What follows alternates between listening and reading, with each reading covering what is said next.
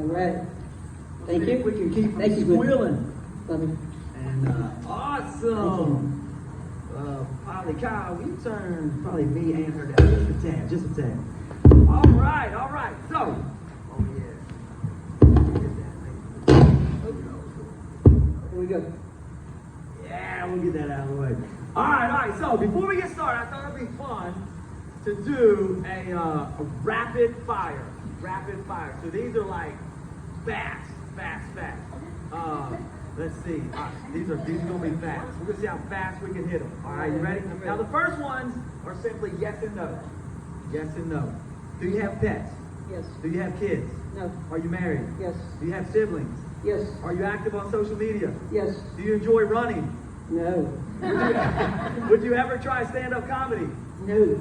Would you ever appear on a reality TV show? Yes. Do you speak more than one language? No. Do you sleep with a stuffed animal? No. Have you ever won a bet? Yes. Do you have a bucket list? Yes. Have you ever skydived? No. Can you freestyle rap? No. Can you name more than 10 U.S. presidents? No. Do you like buying shoes? Yes. All right, now this isn't on here, but yes or no? As far as number of shoes, 40 plus. Yes. 50 plus. Yeah. 60 plus. That's probably it. 60 plus. Yeah. See, all I got some nice shoes on. Do you have a tattoo? Yes. All right. Now these are two options. Cats or dogs? Dog. Summer or winter? Summer. Morning or evening? Evening. Salty or sweet? Sweet. You watch one episode at a time or binge the whole season? Binge. Do you shower at night or in the morning? Night. More of an introvert or an extrovert? Introvert. Night out or night in? In. Cannonball into the pool or dip the toe in first? Go. What's your go-to karaoke song? Freebird. Freebird. What was your last Google search? Toby Mac. Y'all Google Toby Mac. All right. Last few. These maybe a little answer. What was your first job ever? Working in a restaurant. Working in a restaurant. Who do you text the most? That's a good text. You actually Kelly. Where did you grow up? Right here. What is your favorite store? Store. I'm gonna say Walmart. Wally World, baby. What do you collect? Yeah. Masks. Math. All right, cool. You did great during COVID. How often do you floss? Daily. Is your bed made right now? Absolutely. If you could be transformed into one animal, which one would you choose? Grade 8. Grade 8. Grade 8 or grade 8? What is your hidden talent? Personality profiling. See? Glenn was right. All right, give it up for Susan. Thank you. All right, we asked Susan to share a while back, and typically somebody's standing up, speaking, things like that, and she had an idea, and like Polly and I used to do this all the time, and so I wanted it to be a little different, a little sit down. We'll try to take us through a little interview that hopefully will bring out Susan's whole story. And what typically happens is somewhere in this story, each of us will find somewhere that we can relate. And hopefully, as we relate to that, we can see some of the things that she's overcome and be able to help us as well. Good. So cool. So growing up, you were born, you came into this world. Growing up, say, like as a kid, did you have parents or family members that took you to church or didn't grow up in church at all? Right. So I grew up right here in Daytona Beach, right up the road in South Daytona, down on the river. Any more South Daytona folks? Yep. Hey. I had a great family. Went to Warner Christian Academy when it first opened up. Went to Terry T. We were unchurched. My parents were unchurched, but they wanted the best for me and my brother, and so they sent me. My brother chose not to go to Warner Christian, and that kind of started the journey. Yeah. So what grades was Warner Christian? Warner was probably looking at 5th, 6th, 7th grade. Okay. Mm-hmm. Now at Warner, then I assume you're probably kind of daily hearing about God, learning about God. I'm telling you, that's absolutely where Jesus met me first. You know, we were required at Warner to take a Bible study class. And there was a pastor there by the name of Reverend Stump. And he required that we memorize verses. Now, I wasn't all in with Jesus at that time, but boy, I tell you, I was surrounded by people that were. And so I memorized some verses that popped up later in my life. When we'll get to this, but later in my life, when I was at the bottom of my addiction, and we'll get to this, when my mind wasn't working quite right, those verses that I memorized, like intuitively popped back up in my head. Oh, yeah. And it began to save my life. I remember, because I'm not a smart kid. Like, I'm not smart. Barely made it through school. Ended up going to college just because I wanted to coach wrestling. And I was in my first psychology class. I don't remember anything to this day about my psychology class. So since you got psychology, folk in here, the one thing I remember from my psychology class, and it was because I was really on fire for Jesus in college. And so everywhere I went, I was like looking for opportunities, like how do I share my faith, And in psychology class, I remember the teacher talking about being drunk when people were drinking. And they said when somebody's drunk and they hear something or experience something, then the next time they're drunk, like it's probably the only time they remember that. Mm-hmm. And so, man, there was like a year there where like I was just looking for drunk people. I just wanted to tell them about Jesus. I was like, every time they drink, they're gonna remember. Right, that old kid told them about Jesus. Right. So say kind of middle school, high school. What was Susan like? Like what was life like? What was kind of some great moments, and what was tough? What was good? What was tough? Kind of middle school, high school age. Right. So that's when it really did get really tough for me. My parents started to go through a divorce process, and we owned some restaurants here locally, and they worked a lot. You know how it is in the restaurant business. You're there 24/7. And me and my brother kind of left on our own to, fend for ourselves. Lovely home, all that stuff, but my parents were missing. And then they started a divorce, and it wasn't a pretty divorce. And so that's when I really started to feel isolated, abandoned, afraid, alone. And so I started using drugs, actually. Alcohol was used in my family a lot. My parents had no problems with drinking. At 14, we had a keg on the back porch, we had kegs at the restaurant. So I drank. And when I started drinking, I didn't drink ever normal. I drank a lot, always, which led to the next drug of choice. And so when I was in high school, now the good thing is I did have some skills in basketball. I was pretty good. My parents supported that. They built a little extra court on at the house so I could practice. They really supported that. I had a dream to really excel, go to college, play basketball. But my path started deviating because I had so much pain losing my parents. So when I was in high school, I played ball, but the other path was more attractive, and I started drinking and drugging a lot. So what was the alcohol was kind of always around, yeah. And even at 14, young age and stuff, but even as you sit here so many years later, you remember, like, outside of alcohol, even like what that first drug was and where you were, when it was, like the first time you did, what yeah. was it and where was it? Right, so and I won't get into the dirty aspects of it, but let me tell you what my drug of choice was. My drug of choice that found me happened to be cocaine. And in the 70s, there was a lot. And when I did it, I loved it. I mean, it consumed me. And it took me to a 14-year addiction where ultimately I ended up being an IV drug user, an intravenous drug user for about 14 years. And I wasn't who you see today. And I'll tell you a little bit about that because I did have a light at the end of the tunnel. My mom And, but it took me to very dark places and bad things happened.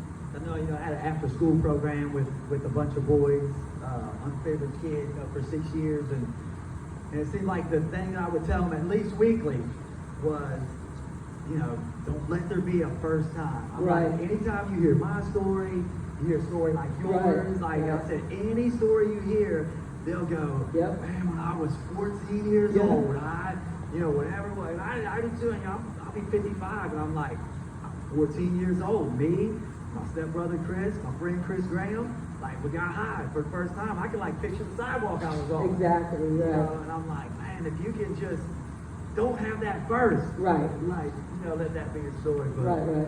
cool. So you graduate high school. Well, I actually got expelled. I got kicked out because I was doing too many drugs at school. Yeah. So my basketball play days were done. So I got expelled, which obviously just does a deeper path into addiction. Now, in that 14 years, was it kind of straight, like you just always struggled, or was there times where like, oh, I shouldn't be doing this, like I'm going to stop and like quit and start again? Like, what was that kind of like? Yeah, I never really quit. I mean, there were a couple times when I had reached a really hard bottom or something really, really, really bad happened. Bad things happen to women in addiction. There were many occasions where I was broke and I had to be rescued. And so I'd call my mom or I'd call my dad. They'd come get me. They'd nurse me back to health. And then, boom, I take back off to the pits of addiction. So there was really no real effort. This I believe though, is by the grace of God, and really my story is a story of grace and mercy, because I should have died multiple times in a variety of different ways. I put myself in very dangerous situations, and again, that's why I believe that that God doesn't take us out of all the trials, but He was with me through them, and I lived. And my story is phenomenal. It's a miracle, really. And so During that time, were you able to work? no, I became unemployable. I lost everything up until again. So I got to my bottom, and if you want me to get there real quick, I'll just if that's where we're at. Going. Yeah, that's where we're going, and that's why I know, when I see someone like you, like there's always that. I'll start crying, thinking I don't even know, but like I know there's that aha moment. For me it was the bedside prayer. People have heard many times, but yeah, like went through that by the grace of God to be alive. And then what was that? The last, like as you sit here now and you look back, man, that was the last time I ever did. What was that? Right. So what I've come to learn is that when the pain outweighs the pleasure, we begin to do something different. And the pain became so, I was consumed with pain again. I did nothing except drugs, all from the moment I woke up to the moment I went to sleep. And so I was an empty shell of a person. I was dying, there was no doubt about it. I had envisioned my death, I knew it was going to happen, and I just hit a bottom. I was living over in the Tampa area, had all the drugs I could want. And I did as many as I could until my body and my mind broke. And I picked the phone up and I called my mom and I said, could you come get me? And she was there the next morning. And she told me when she walked into that room and saw me that her heart shattered in a million pieces because I was not her daughter. I didn't look like her daughter. I couldn't walk because I was so weak. I couldn't hold my arms up because I was so weak. I couldn't talk because my mind, nothing was firing right in my mind. So I had absolutely nothing. So she put me in her car. She brought me back here. And that began my journey of recovery and surrender. Once you got back here, what was, and for us, that either we're in it or we know somebody's in it, like, what was the step for you? What was the first step? Right. Well, by the grace of God, again, God meets us where we're at, and the conclusion of my Tampa story ended actually 2 weeks later. And so let me tell you a little story. So my mom brought me over here. She fed me, she clothed me, she comforted me. She told me everything was going to be okay. I slept on her couch. I forgot how to eat, to tell you the truth. I didn't have a chew. Anything that went into my body just felt abnormal. You know, it was very bizarre. And so about 2 weeks later, mind you, my mind isn't quite right. Part of me really wants to get high, really bad again. I didn't know it. But I came up with this great story. My mom was working and I was unemployable.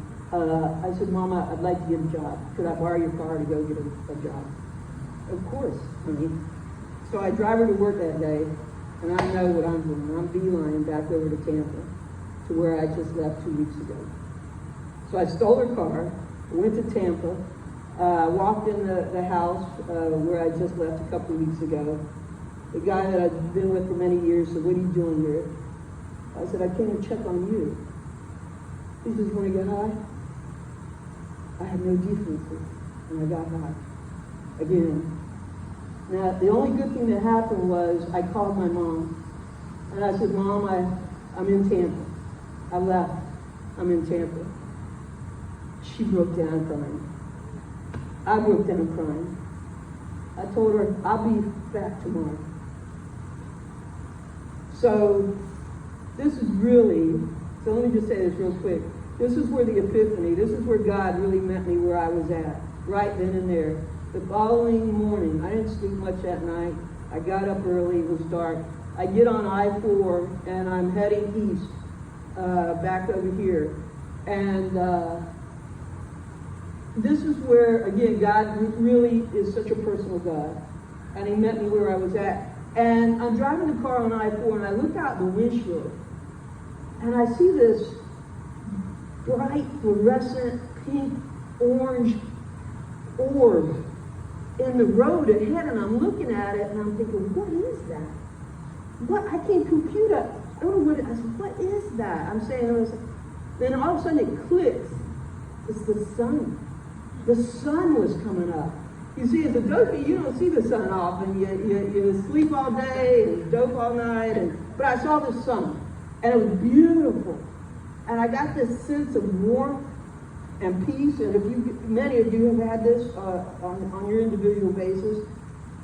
And it's like I could breathe. It's like God met me right there. And I'm driving, and I knew I was going home. And I knew I was going to be okay.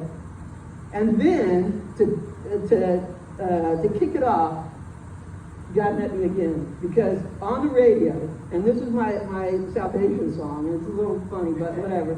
But I'm seeing the sunrise. I'm driving home. I know I'm going to be okay now. I'm never going to do drugs again. And the song that came on the radio was Jesus Is Just All Right With Me by the Doobie Brothers. I swear to God, man, if you haven't heard it, crank it up, turn it on. Because that hit me. And man, I'm telling you, Jesus embraced me. I embraced Jesus. And let me tell you what, I never got high again. Woo! Yeah.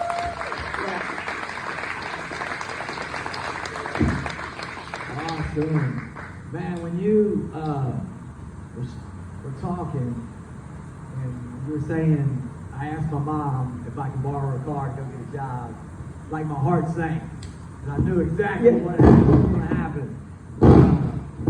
And you guys, how many of you guys, like, family member or a friend, and you've seen that happen before, like, hey man, I just need some gas money, or I just need, I just need, if you give me some food, I'm gonna get a job tomorrow. I mean, and then they went and did it. Yeah. And I think the cool thing about that is that it's so easy for us, and I'll speak from personal experience, to be like, what the heck did you do? Get my car back. You gotta get angry, get mad, get frustrated. But I think, like, what I'm learning is that, no, it happened, so, like, that attitude isn't gonna change it. But what's cool is that you called me and told me. Like, that's different. And so that's different because you went for years and didn't. And so for those of us kind of in that situation, you want to get mad. You want to be like, I'm going to kill you. But if we can step back and cry with them, and say, can I come and get you? You know, that's where it's going to change. So cool. So let's talk about because that kind of God moment, you know, the sun, and you hear the song come on. How would you say? Because I think like what's tough for me and maybe others is that we see Christian people or somebody have an experience with God, but continue to go back. Like for you, it was like, that was my last time. Like, that's amazing.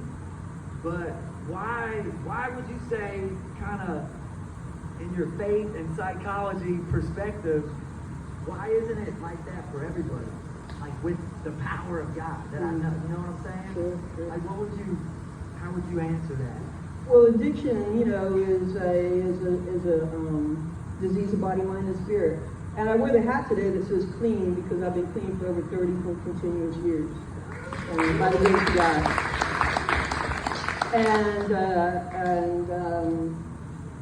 I've seen many people die as a direct result of addiction. I know that for me, when I was all in, I was all in. And it was about surrender. And I always remembered every single day to surrender, and to accept the fact that I had a disease of addiction, and that there was a path out of it. I got turned on to Narcotics Anonymous. You know, that was my initial path, and I embraced it. I surrendered to it. I worked it hard. I went to counseling. Just because I had quit using drugs, I was still broke and confused and alone, and I really didn't know. It took a while. It was a path. It was a journey of recovery. But I worked hard at it because I never wanted to go back to where I had come from. And so, again, God put certain people in my life. And one person he put in my life put the idea of going to college in my mind. Now, I didn't have, in my family, there weren't a lot of college graduates. It just wasn't the path of my family. There were entrepreneurs and other kind of folks, but college was not there in our family. But someone said, go to college. Because I thought, when I was a kid, when I was 16 at Spruce Creek High School, and I was carrying all this pain with me, there was a couple guidance counselors, and that I was very defiant, oppositional to, but I respected them trying to help me. And I told them one day I'm going to be sitting on the other side of the desk, and I'm going to be helping people, kids that are in pain. I'm going to do that. Now, mind you, I lived an addiction for 14, 15 years. It took me a while to get there. But when I got clean, someone said, why don't you go to college? We're going to go there. All right. We're going to go there. But before that, back to that thing, like, why do you see some people give their life to God and make it, you know, and then others not? And I think the key, and I've heard this means, you know, when you hear somebody say, oh no, it's me and God, like me and God got this. I'm like, oh Lord, here we go. Like, you're in trouble. Right. Like with you, That's right. it was like, you recognize that God, in his wisdom, Right. sends the counselors, sends the NA, sends the groups, the people, you know, that is from God. Right. And so, yeah, that's a big difference. And yeah, now let's shift, because I want to shift, and because I know, I mean, the greatest part of your story, I think, is what has happened since then till now. And so, how old are you when you go to college? Oh. So I got clean when I was 27 years old, and I went to college about 2 years later, so I was about 29 years old, so I was a late bloomer in college. 29, but now I remember just a little bit ago you said you didn't graduate high school. Right, so I got a GED. Back further in my story to appease my mom. She wanted me to go into the Army and all that to get my act right. Back when I was 18, and so there was one Christmas, blah, blah, blah. It was like I went and took my GED so that for her, for a Christmas present. But so I had a GED, which, you know, cleared me to go to college later. Now, after you, during that time, college and even graduating, what was, because there's some great stuff in here, what was, and I want you to, you know, we know you're humble, but I want you to tell us this stuff. What were some of the first things you did to help, I mean, from it sounds like at least hundreds of other people kind of before what you're doing now? Like, I know there's some things even before that. How did you feel like God used you kind of after that work? Well, again, I got to go back to the roots of Narcotics Anonymous, because what they tell us there is you can't keep what you have without giving it away. So I had to learn how to become selfless, because the disease of addiction there's a core issue of total self-centeredness. Me, me, me, me. It's all about me when I'm living in that kind of lifestyle. But when we get clean, it's all about you.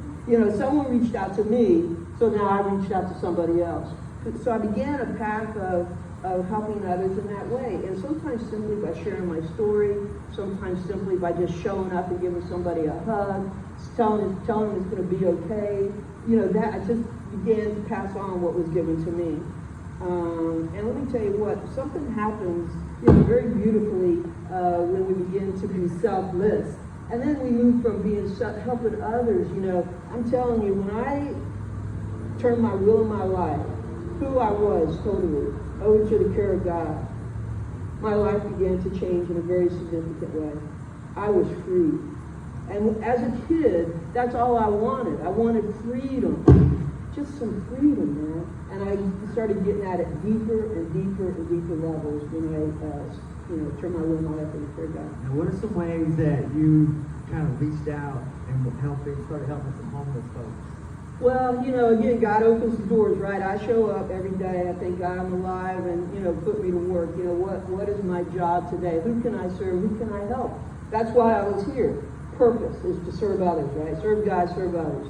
And so the first opportunity I had, believe it or not, and I learned some hard lessons, was he put me in a place to work with convicted felons that were on a work release program. And I got some tough lessons there. I was fairly young. I was new in the field, but that's who God put me with. And let me tell you what, I got tough as a counselor very, very quickly.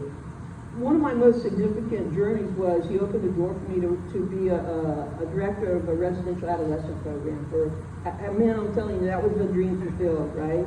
There I was, just like back when I was 16, I was in charge of helping, adolescents that had troubles, addictions, mental health issues, behavioral issues, and I had the opportunity to love them, but love them, firmly in a way to help them change their lives.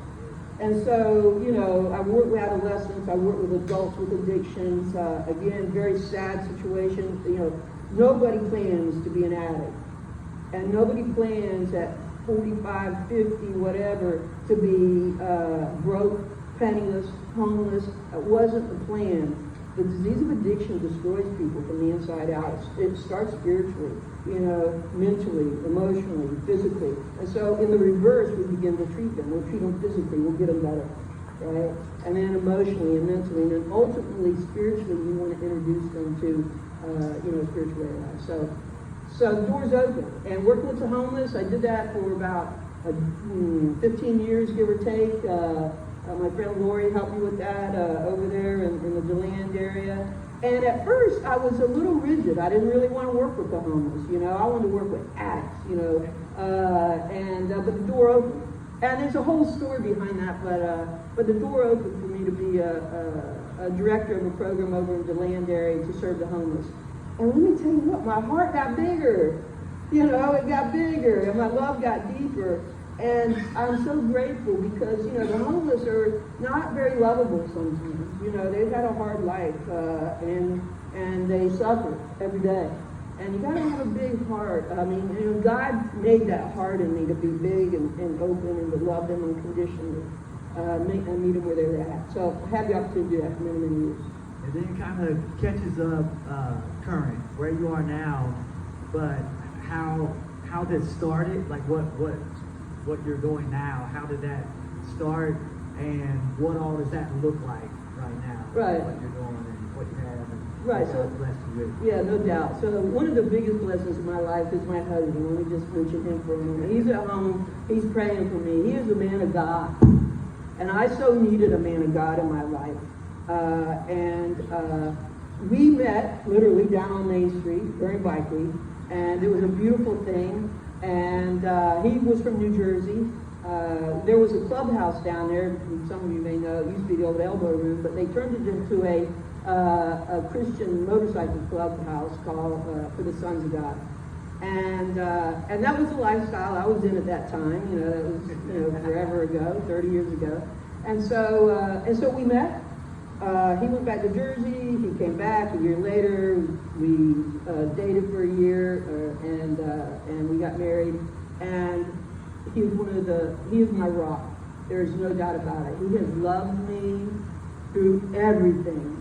He has supported me through everything. And he is faithful. He is true. He loves me, man. And I needed that kind of man in my life. I did. I really did. And so I'm just saying, he's a big part of my life and why I'm here today. But for him, it would look a lot different. And real quick, I want to touch on a couple things. And I don't know when the clock ticks, but you tell me. But I want to say two quick things before I maybe, you help me wrap it up here. Again, I talked briefly about how God brings us through the trials, and two significant events happened in my life in the last, decade or so. And this is where God was with me in the trial. And I'm so grateful every day.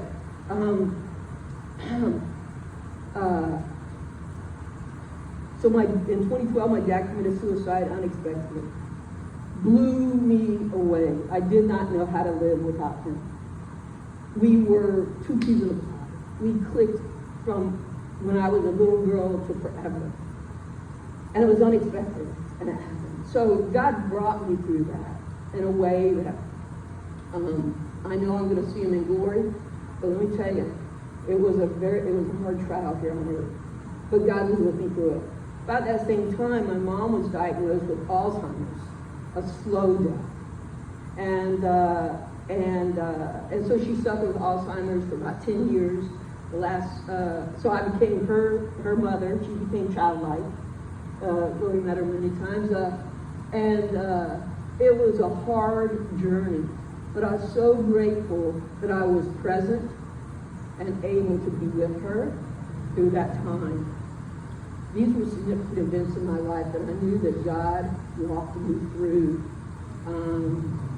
And so where I'm kind of at now is, again, God makes dreams come true, right? And so he blessed me with this business. I do substance abuse treatment. That's my world. That's my life. I opened a business about 15 years ago called Oasis Treatment Center. And we serve addicts in the community on an outpatient basis, or people that have alcohol issues. Many times they don't know it, but they got to come see us, and we help them become aware. And I do that every day of my life, and I'm grateful to be able to do that, and I'm grateful for that. How many offices do you have? So we have 5 offices. 5 offices. Come on, man. Yeah. I got some wonderful people that help me in that business, and they have a big heart. Again, they show up every day with intent to serve others. So it's awesome. I think if you could sum up with a cheesy little quote, no. we would say that God definitely can take a mess. Yeah. Come on, say it with me. Yeah. To a message. Yes. A mess to a message, man. And a lot of times, and maybe you're in a place where you're just like, man, I want to do something for God, but I don't know what. What was the worst thing God got you through? And that just might be like a good place to start. Man, he got me through that. Like, I want to help other people like that. That's amazing, man. Y'all give it up one more time.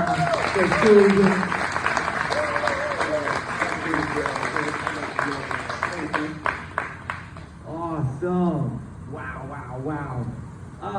Listen, I think I'll end like this, man. And